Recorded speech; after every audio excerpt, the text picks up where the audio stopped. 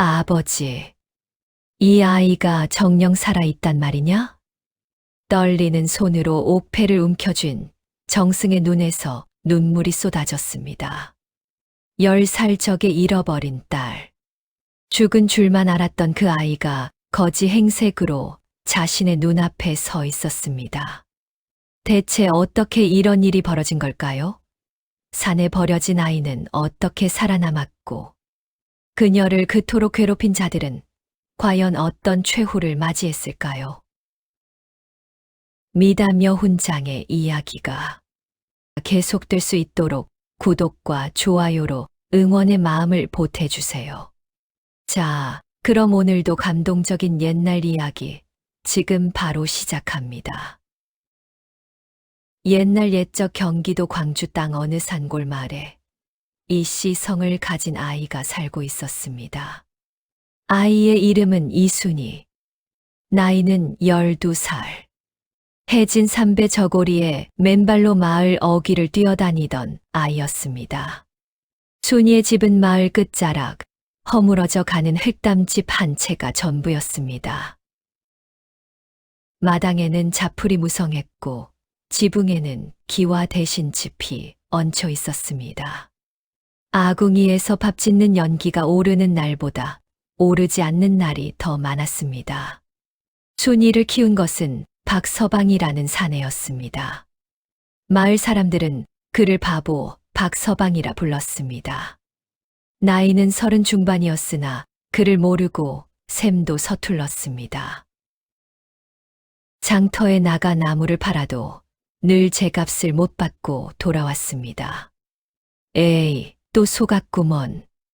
마을 사람들이 혀를 찼지만 박서방은 그저 씩 웃을 뿐이었습니다.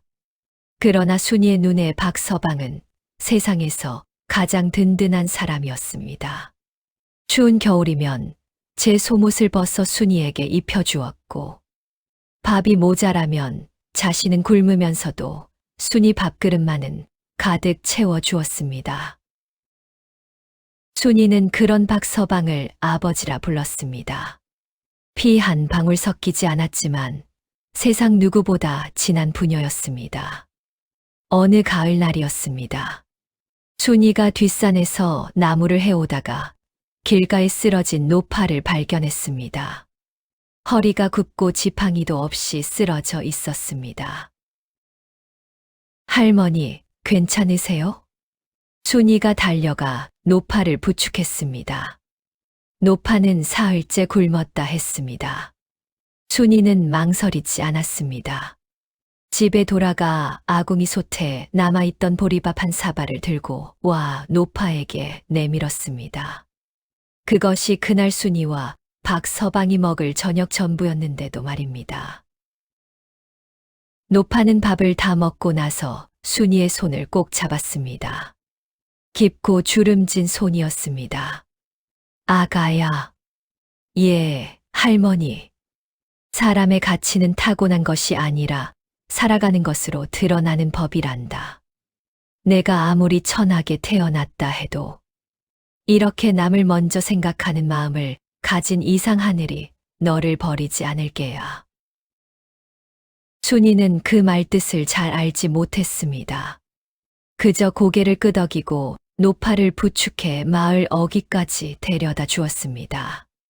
그날 밤 순이와 박서방은 빈 밥그릇을 앞에 두고 나란히 앉았습니다.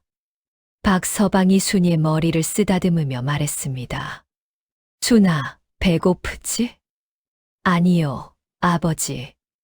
순이가 방긋 웃었습니다. 그 웃음을 보며 박서방도 따라 웃었습니다. 그 웃음이 얼마나 오래 갈 수 있을지 그때의 두 사람은 알지 못했습니다. 마을 사람들 사이에서 순이는 묘한 아이로 통했습니다. 우선 생김새가 남달랐습니다. 때가 묻고 머리카락이 헝클어져 있었지만 씻기면 눈썹은 먹으로 그린 듯 진하고 눈동자는 가을 하늘처럼 맑은 아이였습니다. 마을 안악들은 수군거렸습니다. 저 아이 어디서 온 아이야? 글쎄, 바보 박서방이 10년 전에 어디선가 데려왔다잖아. 그러게. 저 생김새가 범상치가 않아. 그러나 수군거림은 거기서 그쳤습니다. 순이는 박서방의 딸, 즉 바보의 딸이었으니까요. 마을에서 가장 세력 있는 집은 최씨 집안이었습니다. 최씨 집안의 가장은 최참봉이라는 자였습니다. 50줄에 접어든 최참봉은 마을 땅의 절반을 소유한 부자였습니다. 이마가 넓고 눈이 가늘었으며 목소리는 언제나 기름기가 흘렀습니다. 허허, 이 마을에서 최참봉 허락 없이 되는 일이 어디 있겠나. 입버릇처럼 하는 말이었습니다. 최참봉에게는 아들이 하나 있었습니다. 이름은 최기준, 나이는 22이었습니다. 아비를 빼닮아 기름진 얼굴에 배가 불룩했습니다. 마을 처녀들에게 추파를 던지고 다니기로 유명했습니다. 그 최기준이 어느 날부터 순이를 눈여겨보기 시작했습니다. 저 계집애 씻기면 꽤 쓸만하겠구먼. 하인에게 낮은 목소리로 중얼거리는 것을 마을 아낙 하나가 엿들었습니다. 한편 박서방의 사정은 갈수록 나빠지고 있었습니다. 몇 해 전부터 허리가 아프기 시작했습니다. 처음에는 조금 아프다가 낫기를 반복하더니 이제는 허리를 펴지도 못할 지경이 되었습니다. 나무를 해오는 것도 장터에 나가는 것도 점점 어려워졌습니다. 순이가 대신 나무를 지고 장터에 나가기 시작했습니다. 12살 계집 아이가 지게를 지고 비틀비틀 걷는 모습에 마을 사람들이 혀를 찼습니다. 쯔쯔, 저 아이 팔자도 기구하네. 그러나 아무도 도와주지 않았습니다. 장터에서도 순이는 천대를 받았습니다. 야야, 비켜. 거지 자식이 어디 서 있어. 이 나무 얼마야? 이거 다 썩은 거 아냐? 에이, 바보 지배라더니 나무도 제대로 못 골라오네. 순이는 입술을 꼭 다물고 참았습니다. 욕을 먹어도 제값을 못 받아도 그저 꾹 참고 집으로 돌아왔습니다. 그 돈으로 쌀을 사고 약재를 샀습니다. 박서방의 허리에 붙일 쑥뜸 재료도 샀습니다. 순아, 고생이 많다. 아니에요, 아버지. 하나도 안 힘들어요. 거짓말이었습니다. 하지만 박서방 앞에서만은 절대 힘들다는 소리를 하지 않았습니다. 그렇게 두 사람은 서로를 의지하며 하루하루를 버텨나갔습니다. 그해 겨울이 시작될 무렵이었습니다. 어느 날 아침 최참봉이 하인 둘을 앞세우고 박서방의 집 마당으로 들어섰습니다. 한 손에는 문서 한 장을 들고 있었습니다. 박서방, 나오시오. 박서방이 허리를 잡고 방문을 열었습니다. 얼굴이 창백했습니다. 요 며칠 사이 병이 더 깊어진 터였습니다. 무슨 일이십니까, 참봉 어르신? 무슨 일이긴? 이 땅 말이오. 최참봉이 집 마당을 가리켰습니다. 이 땅이 원래 우리 집안 땅이오. 박서방 아버지가 살아계실 때 내 아버지께 빌린 땅이란 말이오. 여기 문서가 있소. 박서방이 문서를 받아 들었습니다. 글을 읽지 못하는 박서방은 그저 종이를 들고 우물쭈물할 뿐이었습니다. 이게 무슨 말씀이십니까? 저는 그런 말을 들은 적이 없습니다. 들었든 못 들었든 문서가 있으면 그만이요. 이달 안으로 집을 비워주시오. 하인들이 씩 웃으며 돌아섰습니다. 순이는 마당 한켠에서 그 광경을 보고 있었습니다. 손이 떨렸습니다. 이 집을 잃으면 아픈 아버지와 자신이 갈 곳이 없었습니다. 한겨울에 갈 곳이 없어진다는 것이 무엇을 뜻하는지 12살 순이는 너무도 잘 알고 있었습니다. 그날 밤 순이와 박서방은 촛불 하나를 앞에 두고 마주 앉았습니다. 아버지, 저 문서 가짜 아닐까요? 모르겠다, 순아. 아버지가 글을 알아야 읽어보지. 박서방의 목소리가 힘이 없었습니다. 허리가 아파 제대로 앉지도 못하면서 억지로 허리를 펴고 있었습니다.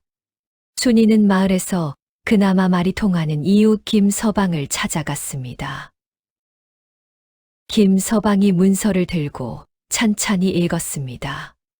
표정이 점점 굳어갔습니다. 순아, 이게 영 좋지 않구나. 무슨 말이에요? 최참봉 말이 맞아. 여기 분명히 빈 문서가 있어. 박서방 아버지가 최참봉 아버지한테 땅을 담보로 돈을 빌렸고 못 갚으면 땅을 내주기로 했다는 내용이야. 그럼 우리 집은요? 집도 그 땅 위에 있으니. 순이는 할 말을 잃었습니다. 집으로 돌아오는 길, 순이는 이를 악물었습니다. 이대로 당할 수는 없었습니다. 하지만 어떻게 해야 할지 몰랐습니다. 다음 날 순이는 마을 어른들을 찾아다니며 하소연했습니다. 그러나 모두가 고개를 저었습니다. 최참봉한테 맞서는 건 안 된다, 순아. 그 집이 얼마나 세력이 있는데. 우린 모르는 일이야. 우리도 최참봉 눈치 봐야 사는 처지니. 어쩔 수 없다. 다른 데 가서 살방도를 찾아봐. 아무도 도와주려 하지 않았습니다. 그날 저녁 순이는 박서방 방 앞에 쪼그리고 앉아 혼자 눈물을 흘렸습니다. 아버지가 들을까 봐 소리도 내지 못했습니다. 그런데 그때였습니다. 방 안에서 박서방의 목소리가 들렸습니다. 순아, 들어오너라. 순이가 눈물을 훔치고 방으로 들어갔습니다. 박서방은 낡은 보퉁이 하나를 품에서 꺼내고 있었습니다. 오래되어 빛이 바랜 보퉁이였습니다. 아버지, 그게 뭐예요? 이걸 내게 줄 날이 왔구나. 박서방이 보퉁이를 천천히 열었습니다. 안에는 작은 옥패 하나가 들어 있었습니다. 푸르스름한 빛을 띤 옥으로 만든 패였습니다. 한쪽에 글자가 새겨져 있었습니다. 아버지, 이게 뭐예요? 내가 10살도 되기 전 내가 너를 데려오던 날 내 품에 있던 것이다. 아버지, 이게 뭐예요? 내가 10살도 되기 전 내가 너를 데려오던 날 내 품에 있던 것이다. 제 품에요. 그래. 넌 울지도 않고 산속나무 아래에 쓰러져 있었어. 죽은 줄 알았는데 살아있더구나. 이 패가 내 저고리 안에 꿰매져 있었다. 순이의 손이 떨렸습니다. 옥패를 들어 들여다보았습니다. 글자를 읽을 수 없었습니다. 여기 뭐라고 쓰여 있어요? 나도 모른다. 글을 못 읽으니까. 하지만 순아, 이거 보통 물건이 아니야. 내 출신이 예사 출신이 아닐 것이다. 그날 밤 순이는 옥패를 쥔 채 잠을 이루지 못했습니다. 사흘이 지났습니다. 최참봉이 다시 하인들을 보내 집을 비우라고 독촉했습니다. 이달 안으로 안 나가면 관아에 고하겠다고 전해라. 박서방은 더 이상 일어나지도 못했습니다. 병이 깊어진 것인지 충격을 받은 것인지 아예 자리에 누워버렸습니다. 순이는 결심했습니다. 아버지, 저 한양에 가겠습니다. 한양, 순아, 한양은 여기서 사흘 길이야. 알아요. 하지만 이 옥패에 새겨진 글자를 아는 사람을 찾아야 해요. 그리고 이 집도 지켜야 해요. 내가 어떻게 혼자. 저 이제 12살이에요, 아버지. 할 수 있어요. 박서방이 순이의 손을 잡았습니다. 눈가가 붉어졌습니다. 순아, 조심해야 한다. 한양은 위험한 곳이야. 알아요. 밥은 꼭 챙겨 먹고. 예. 낯선 사람 함부로 따라가지 말고. 예, 아버지. 순이는 박서방의 손을 꼭 쥐었다가 놓았습니다. 그리고 이튿날 새벽, 해가 뜨기도 전에 홀로 길을 나섰습니다. 돌아보니 허물어져 가는 흙담집 지붕 위로 별빛이 쏟아지고 있었습니다.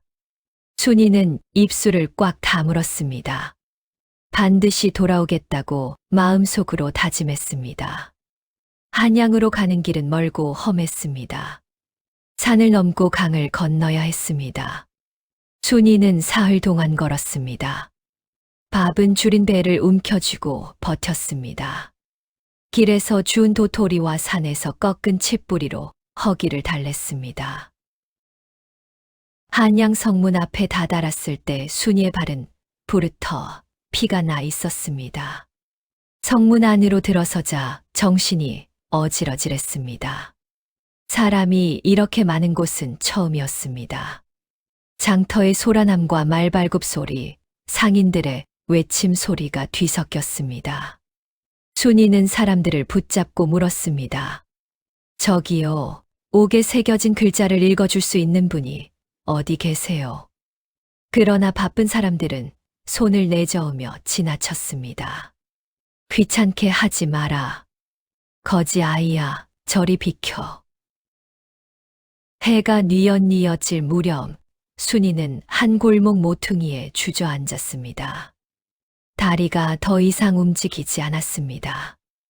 눈앞이 흐릿해졌습니다. 그때였습니다. 얘야, 괜찮으냐?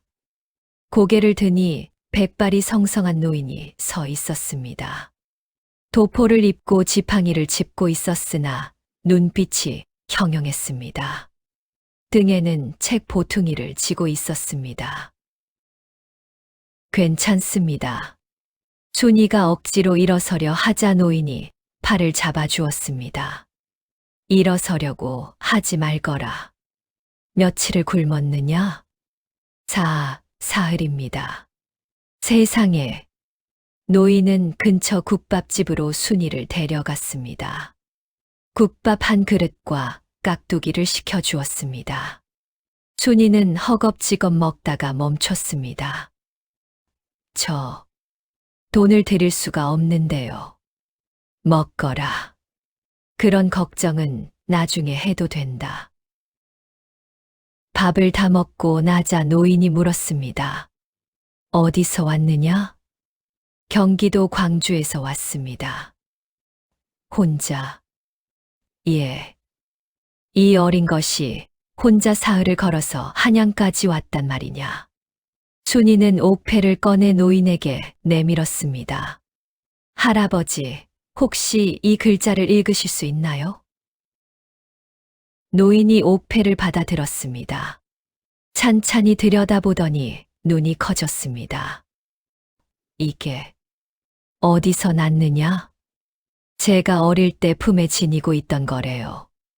내 이름이 뭐냐? 이순이라고 합니다. 이씨. 노인의 얼굴이 묘하게 굳었습니다. 그러나 순이에게 내색하지 않았습니다. 얘야, 이 글자는 아무나 해석할 수 있는 게 아니다. 내가 데려갈 곳이 있으니 따라오거라. 노인의 이름은 오참판이었습니다. 예조판서를 지낸 전직 관리로 지금은 벼슬에서 물러나 한양 외곽에서 후학을 가르치고 있는 사람이었습니다. 오참판은 순이를 자신의 집으로 데려갔습니다. 따뜻한 방에 재워주고 이튿날 아침 밥을 먹인 후 차분하게 순이의 이야기를 들었습니다. 그리고 천천히 입을 열었습니다. 얘야, 내가 한 가지 이야기를 해주마. 예. 사람의 가치는 타고난 신분이 아니라 그 사람이 어떻게 살아왔는가로 드러나는 법이다. 하지만 동시에 감춰진 진실은 반드시 드러나게 되어 있다. 하늘 아래 영원히 숨겨지는 것은 없거든. 오참판은 옥패를 다시 들여다보았습니다. 그 눈빛에는 알 수 없는 안타까움이 서려 있었습니다. 오참판은 순이를 데리고 이튿날 아침 이른 시각 한양의 어느 기와집을 찾아갔습니다. 대문 앞에는 호위무사 둘이 서 있었습니다. 커다란 기와집 안에서는 기침 소리가 흘러나왔습니다. 여기가 어디예요? 이정승 대감 댁이다. 순이의 심장이 쿵 내려앉았습니다. 정승 댁이라니. 오참판이 명함을 들이밀자 대문이 열렸습니다. 두 사람은 안으로 들어갔습니다. 사랑채에는 50대 중반의 남자가 앉아 있었습니다. 머리에는 갓을 쓰고 도포를 걸쳤습니다. 눈 아래가 검고 얼굴이 수척했습니다. 오래 앓은 사람처럼 보였습니다. 오참판, 이 아이가? 이정승이 순이를 보는 순간 그 눈빛이 흔들렸습니다. 잠깐이었지만 분명히 흔들렸습니다. 오참판이 옥패를 내밀었습니다. 이정승이 옥패를 받아드는 손이 떨렸습니다. 뒤집어보고 다시 뒤집어보고 글자를 손끝으로 더듬었습니다. 이게 어디서 이 아이 품에서 나온 것이라 합니다. 이정승이 고개를 들어 순이를 바라보았습니다. 순이도 정승을 바라보았습니다. 긴 침묵이 흘렀습니다. 얘야, 내 아비가 누구냐? 저는 아비를 모릅니다. 박서방 아버지가 저를 거두어 키워주셨습니다. 그 전에는 기억이 없습니다. 어릴 때 산속에 버려진 채로 발견됐다고 들었습니다. 이정승의 눈이 붉어졌습니다. 어느 산이었느냐? 경기도 광주라고 들었습니다. 이정승이 자리에서 일어났다가 다시 주저앉았습니다. 눈을 감았습니다. 입술이 떨렸습니다. 나에게는 딸이 하나 있었소. 이정승이 천천히 말했습니다. 10살 때 집을 잃고 난리통에 헤어졌습니다. 사방을 뒤졌으나 찾지 못했소. 죽었거니 하고 포기했는데. 이정승이 옥패를 들었습니다. 이 옥패는 내가 그 아이에게 직접 달아준 것이요. 이 글자는 우리 집안 가문 글자요. 순이의 다리가 후들거렸습니다. 그럼. 얘야. 이정승이 순이 앞으로 다가와 무릎을 꿇었습니다. 정승이 무릎을 꿇다니. 순이는 어쩔 줄을 몰랐습니다. 내가 내 딸이냐? 그 순간 순이는 온몸에 힘이 빠지는 것을 느꼈습니다. 무슨 말을 해야 할지 몰랐습니다. 그저 눈에서 눈물이 쏟아졌습니다. 그러나 일이 그렇게 쉽게 풀릴 리가 없었습니다. 이정승의 집안에는 식솔들이 가득했습니다. 이정승의 둘째 부인이 낳은 아들 이복준이라는 자가 있었습니다. 나이 20살의 건장한 사내였습니다. 이복준은 처음부터 순이를 달갑지 않게 여겼습니다. 아버지, 저 거지 계집애가 정말 누나라는 증거가 있습니까? 옥패 하나로 어떻게 믿습니까? 요즘 세상에 가짜 옥패 만드는 건 일도 아닙니다. 이복준의 어머니, 즉 이정승의 둘째 부인 변씨도 거들었습니다. 대감, 생각을 좀 해보셔야지요. 저 아이가 어디서 굴러먹다 왔는지도 모르는데 무턱대고 딸이라 하시면 어떡합니까? 옥패가 증거입니다. 내가 직접 새긴 옥패요. 저도 알아봤는데 저런 옥패는 시장에서 10냥이면 살 수 있다고 합니다. 이정승이 말을 잃었습니다. 그날 밤 순이는 행랑채 구석방에 머물게 되었습니다.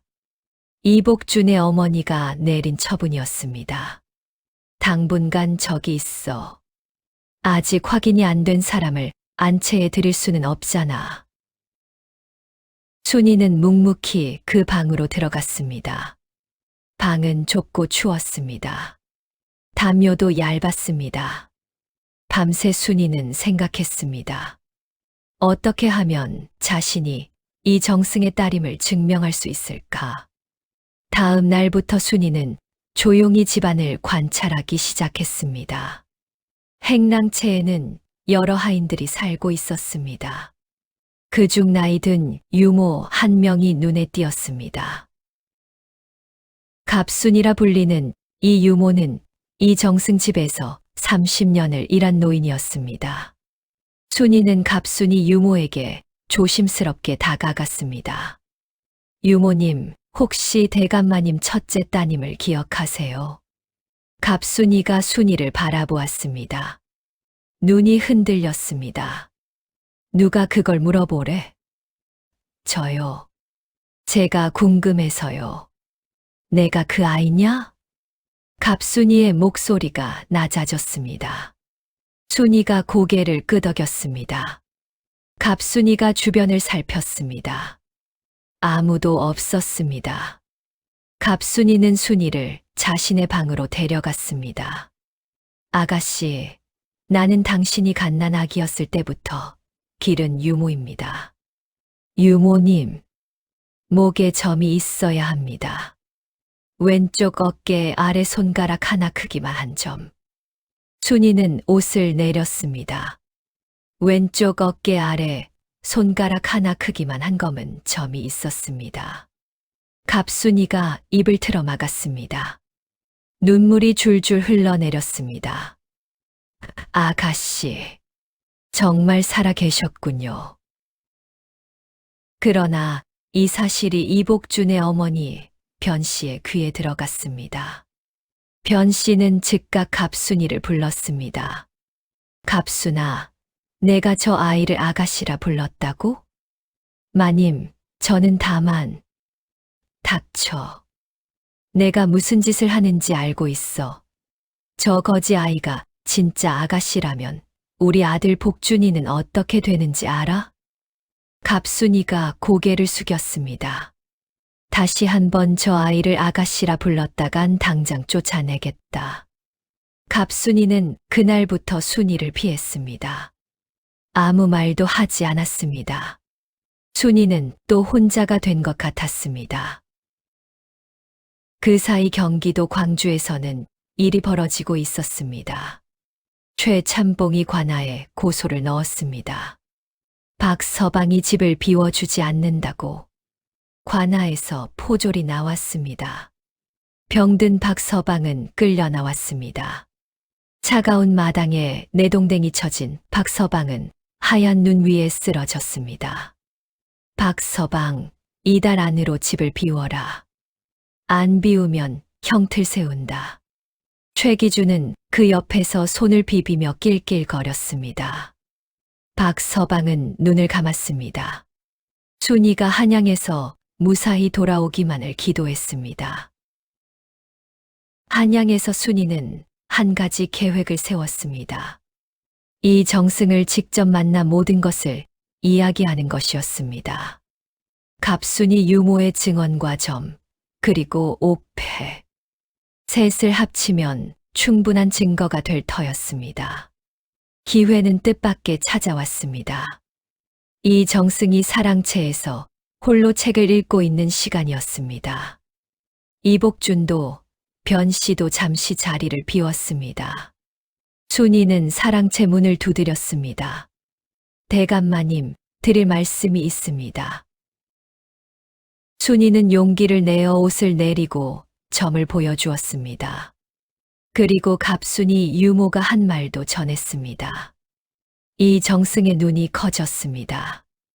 이 점은 내 어미가 내게 있다고 말했던 점이다. 이정승이 순이의 어깨를 붙잡았습니다. 순이야, 내 딸이 맞구나. 순이는 처음으로 내 딸이라는 말을 들었습니다. 눈물이 쏟아졌습니다. 이정승도 울었습니다. 처음에는 조용히, 나중에는 어깨가 들썩이도록 울었습니다. 미안하다. 내가 지켜주지 못해서 미안하다. 그 순간만큼은 모든 것이 해결된 것 같았습니다. 그러나 그것이 가짜 승리였음을 순이는 곧 알게 됩니다. 그날 저녁이었습니다. 이복준이 자신의 어머니 변 씨를 찾아왔습니다. 어머니, 큰일 났습니다. 아버지가 저 거지 계집을 딸이라 인정하시려 합니다. 뭐라? 변 씨의 얼굴이 싸늘해졌습니다. 아버지가 저 아이를 딸로 인정하면 족보에 오르게 됩니다. 그러면 우리 복준이보다 학렬이 위가 됩니다. 재산 상속에서도 우리 쪽이 불리해져요. 그것을 내가 모를 줄 아느냐? 변 씨가 눈을 가늘게 떴습니다. 저 아이를 당장 여기서 쫓아내야 한다. 어떻게요? 아버지가 이미 인정하셨는데. 내 아비는 병이 깊어. 판단이 흐려진 거야. 내가 방법을 찾겠다. 변 씨는 그날 밤 신복 하인을 불렀습니다. 이틀 후였습니다. 안채의 폐물함이 열려 있었습니다. 그 안에서 은비녀 하나가 없어졌습니다. 변 씨가 집안을 뒤집어 놓았습니다. 누가 가져갔어? 당장 나와. 하인들이 줄지어 검사를 받았습니다. 그리고 순이의 방에서 은비녀가 발견되었습니다. 이불 밑에서 나왔습니다. 순이는 눈을 동그랗게 떴습니다.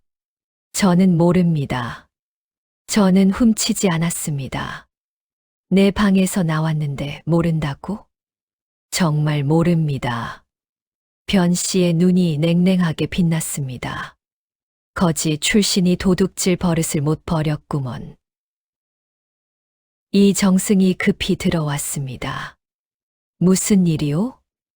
대감, 이 아이가 우리 집 폐물을 훔쳤습니다. 순이가. 이정승이 순이를 바라보았습니다. 순이의 눈이 흔들렸습니다. 아버지, 저는 정말 훔치지 않았어요. 제 방에 누군가 몰래 넣어둔 거예요. 이정승은 순이와 변 씨를 번갈아 보았습니다. 오랫동안 침묵했습니다. 일단 조사를 해보겠소. 그러나 변 씨가 비수 같은 말을 던졌습니다. 대감, 이 아이가 대감 딸이라는 증거가 뭡니까? 옥패 하나, 점 하나, 늙은 유모 하나. 그게 전부입니까? 세상에 비슷한 점을 가진 아이가 얼마나 많습니까? 갑순이는 늙어서 눈이 어두운 사람이에요. 저 아이가 교묘하게 꾸며낸 것 아니겠습니까? 이정승의 얼굴에 흔들림이 왔습니다. 대감, 결단을 내리셔야 합니다. 저 아이를 계속 두실 겁니까? 내보내실 겁니까? 그날 밤 이정승은 순이를 불렀습니다. 순이야, 미안하다. 아버지, 당장은 어렵겠구나. 증거가 더 필요해. 어머니 기일에 내가 반드시 찾겠으니 지금은 일단 집으로 돌아가 있거라. 순이의 손에 은 3냥이 쥐어졌습니다. 그것이 전부였습니다.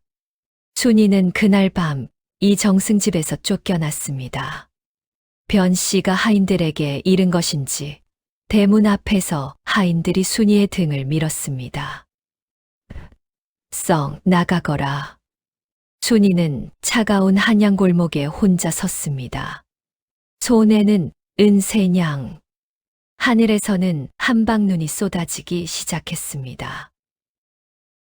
그때 최기준이 나타났습니다. 어찌 알았는지 최기준은 한양까지 올라와 있었습니다. 하인 둘을 데리고 골목 어귀에 서 있었습니다. 순이 아니냐. 순이가 고개를 들었습니다. 최기준이 씩 웃었습니다. 정승댁에서 쫓겨났다고? 얘기 들었다. 딱 하기도 하지. 비켜주세요. 어디 가려고? 이 눈에 어디를 가려고? 최기준이 한 발 다가왔습니다. 순이야, 나랑 같이 가자. 내가 먹여주고 재워줄게. 우리 집에 오면 굶지는 않잖아. 순이가 뒤로 물러섰습니다. 됩니다. 됩니다. 이 날씨에 어디서 자려고? 얼어 죽겠다. 됩니다. 순이가 소리를 질렀습니다. 그리고 몸을 돌려 달리기 시작했습니다. 최기준이 뒤를 쫓으라고 하인들에게 소리쳤습니다. 골목을 달리고 달렸습니다. 순이는 숨이 찰 때까지 달렸습니다. 어느 순간 골목이 막혔습니다. 순이는 담벼락에 등을 붙이고 눈을 감았습니다. 하인들의 발소리가 가까워졌습니다. 잡히는구나 싶었습니다. 그 순간이었습니다. 이 아이가 왜 이래? 낮고 단호한 목소리였습니다. 하인들이 멈췄습니다. 한 여인이 서 있었습니다. 나이는 50줄, 도포를 입고 등에 약상자를 진 여인이었습니다. 눈빛이 예사롭지 않았습니다. 이 아이가 당신들과 무슨 상관입니까? 이 아이 우리 도련님 아는 앤데요. 아이 자신은 따라가기 싫다는데. 그게. 썩 물러나시오. 여인의 목소리는 작았지만 단호했습니다. 하인들이 눈치를 보다가 슬그머니 물러났습니다. 여인은 순이를 가까운 주막으로 데려갔습니다. 국밥을 시켜주고 순이가 다 먹을 때까지 기다렸다가 물었습니다. 어디서 왔느냐? 경기도 광주요. 여기는 왜 왔고? 아버지를 찾으러요. 여인이 조용히 순이의 이야기를 들었습니다. 이야기를 다 듣고 나서 여인이 입을 열었습니다. 그 정승댁에서 쫓겨난 것 말고 고향 집은 어떻게 됐느냐? 아버지가 병이 깊으신데 집에서 쫓겨날 위기예요. 내가 한양에 있는 동안 무슨 일이 생긴 건 아닐까요? 여인이 잠시 생각하다가 말했습니다. 내일 아침 일찍 출발하면 사흘이면 단다. 오늘 밤은 여기서 쉬어라. 순이는 고개를 끄덕였습니다. 그러나 눈물이 멈추지 않았습니다. 아버지 이정승은 자신을 내쳤습니다. 박서방 아버지는 병이 깊어 쓰러져 가고 있습니다. 집도 잃게 생겼습니다. 모든 것이 한꺼번에 무너지는 것 같았습니다. 이튿날 새벽 순이는 고향으로 향했습니다. 그리고 사흘 뒤 도착한 마을에서 순이는 충격적인 광경을 보았습니다. 박서방의 흙담집이 텅 비어 있었습니다. 마당에는 눈이 쌓여 있었고 아무도 없었습니다. 박서방이 어디 갔어요? 이웃 안악이 굳은 얼굴로 대답했습니다. 포졸들이 끌어냈다. 관아 마당에 내팽개쳐 놓은 채로 며칠 됐어. 이 추위에. 예. 순이는 그 자리에서 달리기 시작했습니다.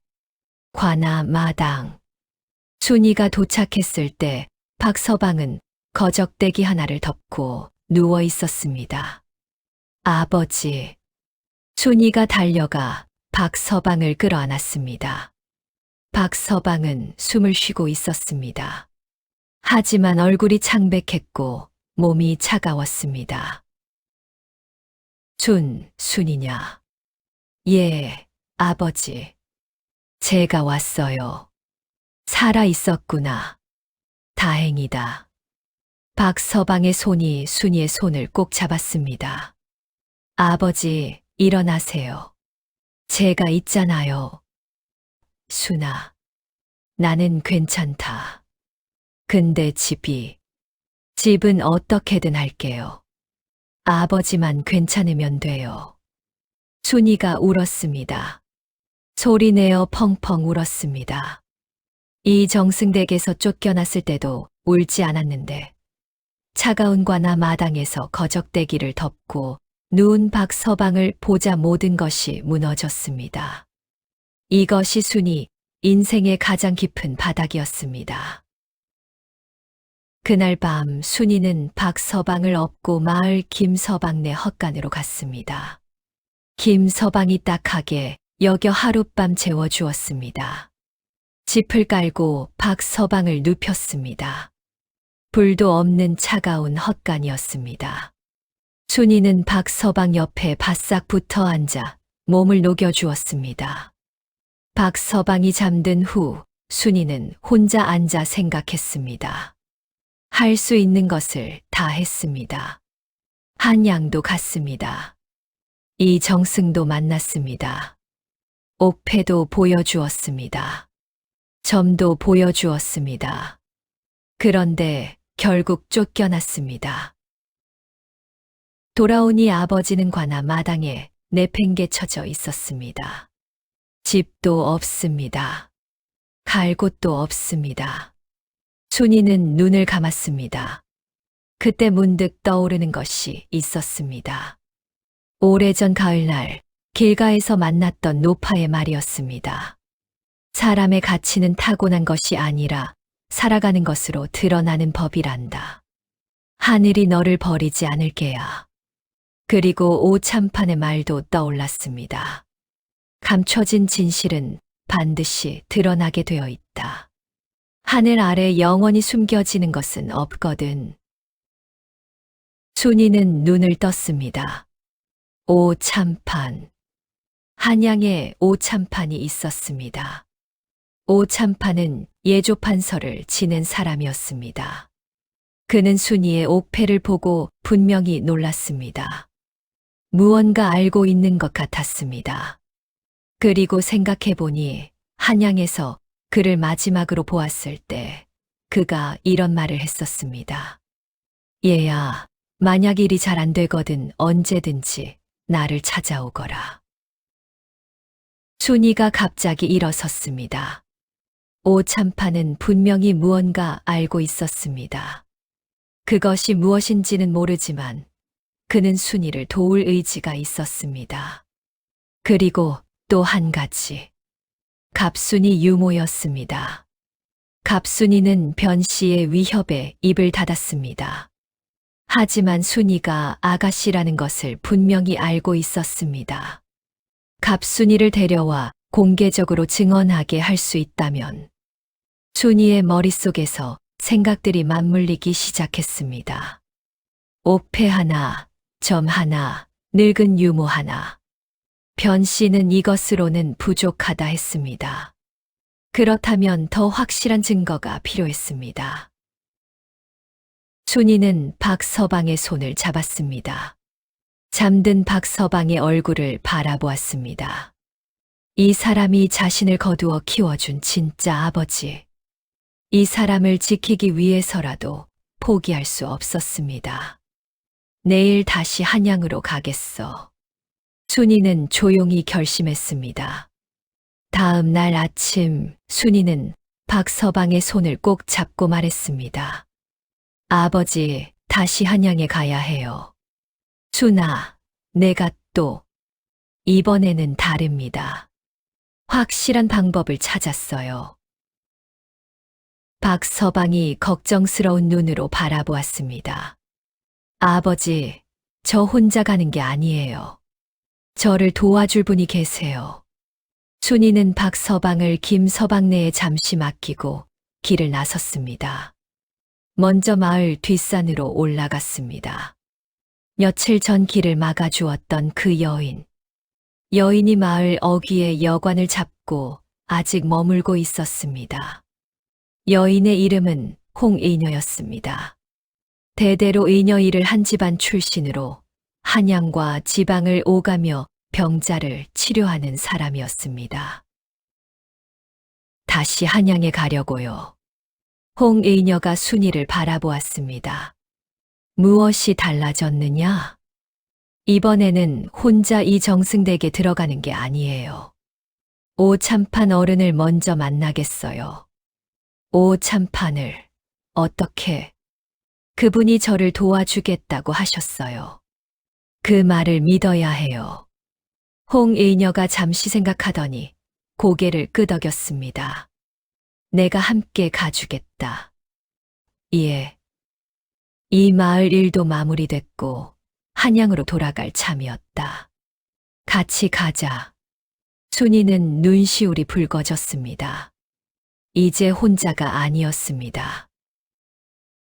한양에 도착한 순이는 오참판의 집을 찾아갔습니다. 오참판은 순이를 보자마자 문을 활짝 열었습니다. 왔구나. 기다리고 있었다. 기다리고 계셨어요? 그래. 내가 다시 올 것 같았다. 오참판이 순이와 홍의녀를 안으로 들였습니다. 차를 마시며 오참판이 말했습니다. 순이야, 내가 내 옥패를 보고 알게 된 것이 있다. 무엇인지요? 그 옥패에 새겨진 글자는 이 정승댁 가문 글자가 아니다. 순이가 눈을 크게 떴습니다. 이 정승은 그것을 자신의 가문 글자라 했지만 내가 보기엔 아니야. 이 글자는 더 오래된 형식이다. 이씨 가문 중에서도 특별히 오래된 종가 집안에서만 쓰던 각인법이지. 그게 무슨 말씀이세요? 이 정승의 딸이 맞긴 한데 이 정승도 정확히는 몰랐던 것이 하나 있어. 이 정승의 첫 부인이 사실 이씨 왕족 반계 가문 출신이었다는 것. 순이의 입이 열렸습니다. 왕족이요?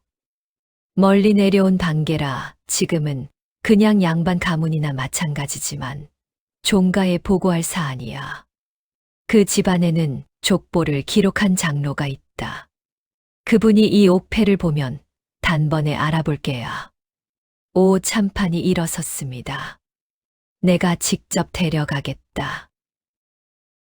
이틀 후 한양 북쪽 언덕에 자리한 이씨 종가집. 오래된 기와집 대청에 백발의 노인이 앉아 있었습니다. 이씨 가문의 대장로였습니다. 오참판이 옥패를 꺼내 내밀었습니다. 대장로가 옥패를 들고 눈을 가늘게 떴습니다. 이것이 어디서 났소? 이 아이 품에서 나온 것입니다. 대장로가 순이를 바라보았습니다. 오랫동안 바라보다가 입을 열었습니다. 이 옥패의 각인은 우리 집안 종가에서만 쓰는 방식이요. 이것은 내가 직접 만들어 이 정승에게 준 것이요. 이 정승의 첫 부인 이씨 마님이 아이를 낳았을 때 내가 직접 이 옥패를 새겨보냈소. 그 아이가 어디 있는지 오래 찾았는데 대장로의 눈이 붉어졌습니다. 이 아이가 바로 그 아이요. 그날 오후 오참판은 이 정승에게 서신을 보냈습니다. 이튿날 아침 이 정승이 직접 종가 집을 찾아왔습니다. 대청의 순이와 이 정승과 대장로가 마주 앉았습니다. 대장로가 이 정승에게 옥패와 족보, 기록을 내밀었습니다. 이 정승이 천천히 읽었습니다. 긴 침묵이 흘렀습니다. 내가 몰랐습니다. 이 정승의 목소리가 낮았습니다. 내가 이 아이를 알아보지 못했습니다. 이 정승이 순이를 바라보았습니다. 순이야. 예. 내가 너를 믿어야 했는데. 미안하다. 순이는 아무 말도 하지 않았습니다. 그저 고개를 끄덕였습니다. 이 정승이 집으로 돌아온 그날 밤. 이정승은 변씨와 이복준을 불렀습니다. 순이가 내 딸임이 이씨 종가 대장로에 의해 공식 확인되었소. 변씨의 얼굴이 굳었습니다. 그리고 나는 오늘 당신들의 행실에 대해 모두 알았소. 이정승이 차분하게 말했습니다. 은비녀를 순이 방에 몰래 가져다 놓은 것이 누구의 지시인지 하인들에게 물었소. 모두 자백했소. 변씨의 얼굴이 창백해졌습니다. 그리고 갑순이 유모를 협박한 것도, 순이가 한양에 온다는 것을 최기준에게 알려준 것도, 이복준이 자리에서 벌떡 일어났습니다. 아버지, 그건 어머니가. 닥치거라. 이정승의 목소리가 낮고 단호했습니다. 나는 관아에 이 사실을 고할 것이오. 변씨가 무릎을 꿇었습니다. 대감, 한 번만 봐주십시오. 제가 잘못했습니다. 봐줄 수 없소. 당신은 내 딸을 내쫓으려 했소. 그것도 모자라 내 딸을 도둑으로 몰았소. 이정승이 일어섰습니다. 당신은 이 집에서 나가야 하오. 다음 날 관아에 고발장이 접수되었습니다. 변씨와 이복준이 폐물을 이용해 사람을 모함한 죄, 그리고 최기준이 순이를 쫓아다니며 위협한 죄도 함께 접수되었습니다. 오참판이 직접 나서서 원님을 움직였습니다. 원님이 변씨와 이복준을 불렀습니다. 재판이 열렸습니다. 하인들의 증언이 이어졌습니다. 은비녀를 순이 방에 가져다 놓으라는 지시를 받은 하인이 직접 나와 자백했습니다. 마님이 지시하셨습니다. 이복준이 어머니를 바라보았습니다. 어머니. 이놈아, 지금 어미 배신할 작정이냐? 저는 이 일에서 빠지겠습니다. 이복준이 고개를 숙였습니다. 변씨는 홀로 남았습니다. 원님이 판결을 내렸습니다. 변씨는 남을 모함하고 협박한 죄로 재산의 절반을 몰수하고 이정승 댁에서 쫓겨날 것이며 한양성 안에 거주하는 것을 금한다. 변씨가 몸부림쳤습니다. 이게 무슨 짓이냐? 내가 정승댁 마님이거늘. 더 이상 정승댁 마님이 아니오. 포졸들이 변씨의 양팔을 잡았습니다. 경기도 광주에서는 최참봉도 무사하지 못했습니다. 이정승이 지방관아에 서신을 보냈습니다. 최참봉이 만든 빈문서를 조사하라는 내용이었습니다. 조사 결과 빈문서는 가짜였습니다. 최참봉이 서류를 위조한 것이 밝혀졌습니다. 최참봉이 잡혀갔습니다. 재산이 모두 몰수되었습니다. 아들 최기준도 순이를 쫓아다니며 위협한 죄로 곤장 50대를 맞았습니다. 마을 사람들이 모여 최참봉의 가산이 몰수되는 것을 구경했습니다. 세상에 저것 봐. 결국 이렇게 되는구먼. 탐욕이 끝이 저렇지. 최참봉은 빈손으로 관아 마당에 내던져졌습니다. 거들먹거리던 그 모습은 온데간데 없었습니다. 한 푼만 주시오. 배가 고픕니다. 지나가던 사람들은 외면했습니다. 50평생 남의 것을 빼앗던 자의 비참한 말로였습니다. 세월이 흘렀습니다. 이순이는 이제 이정승의 공식 딸로 족보에 이름을 올렸습니다. 이름도 새로 받았습니다. 이순희. 하지만 순이는 여전히 스스로를 순이라 불렀습니다.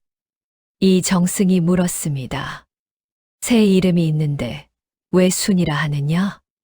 순이라는 이름을 박서방 아버지가 지어주셨습니다. 제가 살아온 이름이에요. 이정승이 고개를 끄덕였습니다. 더 이상 아무 말을 하지 않았습니다.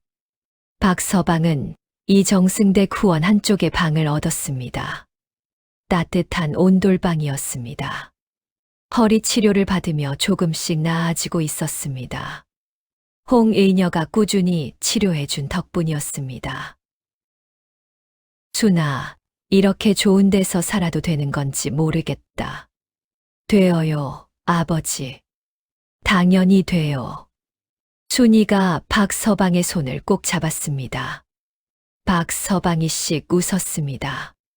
처음 만났을 때와 똑같은 웃음이었습니다. 순이도 웃었습니다. 봄이 왔습니다. 이정승댁 후원에 매화가 피었습니다. 순이는 매화나무 아래에 서서 꽃이 피치는 것을 바라보았습니다. 누더기를 걸치고 장터에서 나무를 팔던 그 소녀는 이제 없었습니다. 대신 그 자리에 당당하게 선 젊은 여인이 있었습니다. 눈썹은 먹으로 그린 듯 진하고 눈동자는 가을 하늘처럼 맑은. 그러나 가장 달라진 것은 외모가 아니었습니다. 눈빛이었습니다.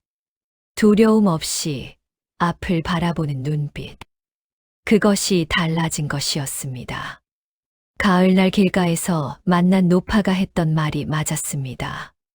사람의 가치는 타고난 것으로 드러나지 않았습니다. 살아가는 것으로 드러났습니다.